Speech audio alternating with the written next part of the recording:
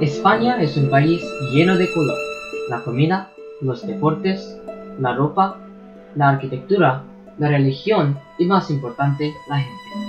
Donde quiera tú miras, puedes ver una cultura diversa y rica. Sin embargo, verdaderamente, esta cultura no es solo una cultura.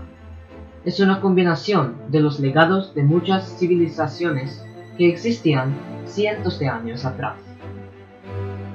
Muchos lugares y cosas en España son evidencia directa y concreta de estas civilizaciones.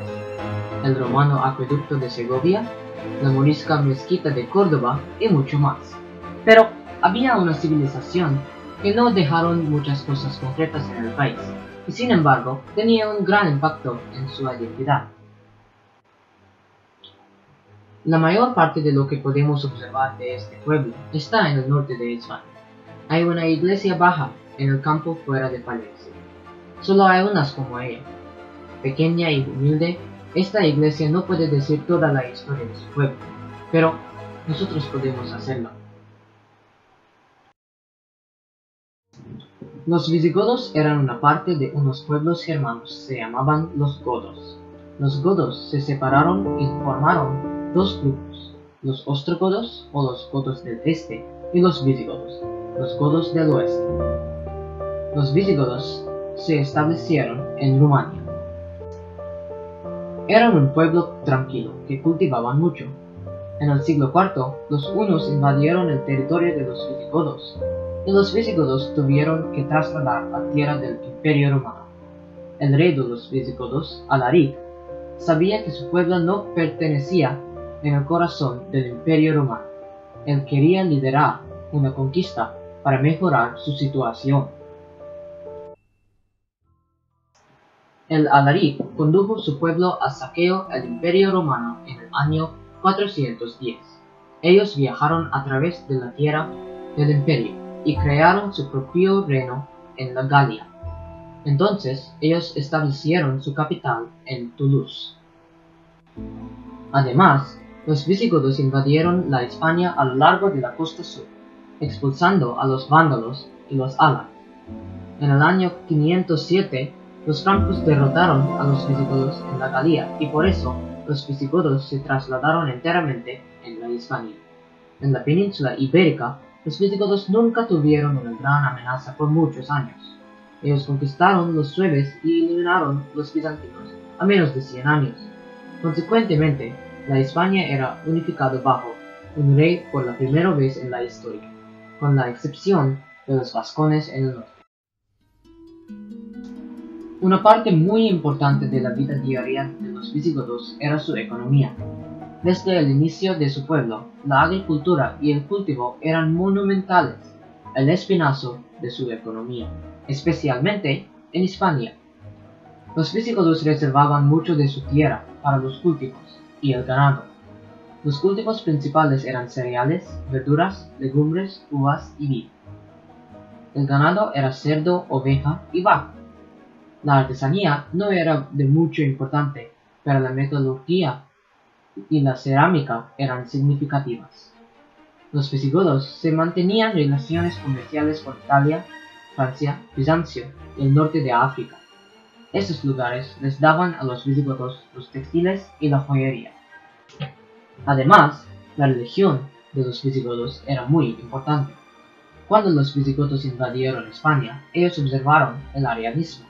El arrianismo era una religión que negaba la Trinidad y la divinidad de Cristo.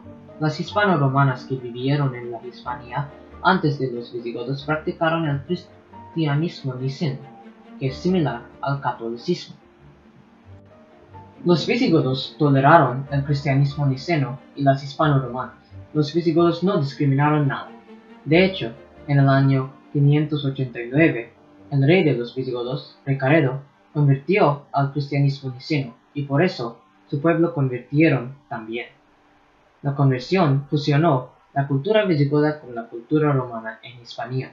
Los visigodos y hispano-romanos. Juntos, ellos se llamaban los hispano-visigodas.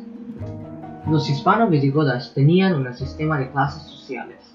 El rey, líderes religiosos viejos y muchos nobles componían la clase más bien. Ellos no tenían que pagar impuestos y tenían los privilegios, sus propias leyes. Hombres libres, los artesanos, agricultores y comerciantes, no tenían los privilegios. La tercera clase estaba compuesta de los colonos y trabajadores que trabajaban por un propietario y tenían que pagar el alquiler. Y finalmente, los funcionarios que dependían enteramente de un hombre de una clase superior.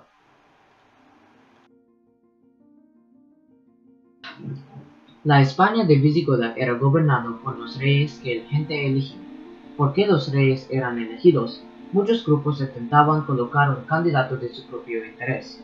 Esto es muy similar al sistema de partidos políticos modernos. La trabaja del rey era el líder del ejército y el juez último. Debajo del rey eran los nobles. Los nobles estaban en el aula regia. Aula regia era un concilio que los nobles formaban para aconsejar al rey. Juntos con los nobles, la iglesia apoyaba al rey. Todos estos poderes se reunían en Toledo para las reuniones políticas. No todos les gustó a los visigodos. En particular, los visigodos no les gustó los judíos. Cuando los hispano-romanos y los visigodos combinaron el cristianismo niceno, ellos intentaron convertir los judíos también. Pero los judíos no convirtieron y los visigodos odiaron a los judíos por eso. Algunos reyes amenazaron a los judíos para bauticen o sean exiliados. La religión era muy importante en el reino visigodo. La iglesia del cristianismo niceno y el imperio visigoda estaban cerca. Por lo tanto, había muchos teólogos inteligentes en los visigodos. San Isidoro fue un filósofo visigodo más famoso de su tiempo y un obispo de Sevilla. San Isidoro escribió lo que fue considerado el primer enciclopedia, los Etymologies. Originalmente, los visigodos hablaban gótico, una lengua germánica del este, pero cuando los visigodos convirtieron al cristianismo niceno, hablaban una forma de latín. Los visigodos introdujeron los nombres Alfonso, Rodrigo, Fernando, Gonzalo y Guzmán a Hispania, nombres que prevalecen hoy. Ellos introdujeron unas palabras sobre la guerra, yelmo, trega, espalda. En realidad, la palabra guerra también.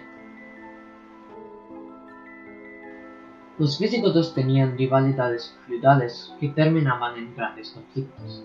Esto creó confusión interna y debilitó el imperio. Los moros invadieron el imperio debilitado y conquistaron en el siglo VIII.